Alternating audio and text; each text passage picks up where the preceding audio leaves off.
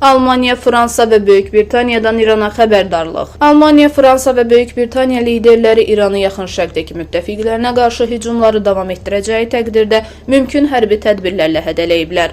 Bu barədə Almaniya Nazirlər Kabinetinin mətbuat xidməti tərəfindən yayılan və ayı 3 kimi tanınan Avropa Üçlüyünün dövlət və hökumət başçılarının birgə bəyanatında bildirilib.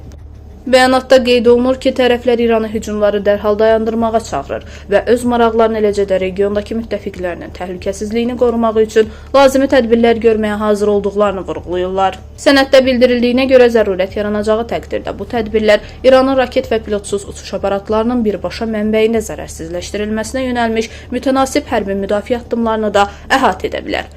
Eyni zamanda Avropa Üçlüyü bu məsələdə Amerika Birləşmiş Ştatları və onun regiondakı müttəfiqləri ilə əməkdaşlıq barədə razılıq əldə edildiyini açıqlayıb. Bəyanatda ayı 3 liderlərinin İranın bölgədə müxtəlif hədəflərə, o cümlədən İsrail və Amerika Birləşmiş Ştatlarının ilkin hərbi əməliyyatlarında iştirak etmədiyi bəzi ərazilərə raket zərbələri endirməsindən ciddi narahatlıq və təəccüb hissi keçirdikləri də vurğulanıb.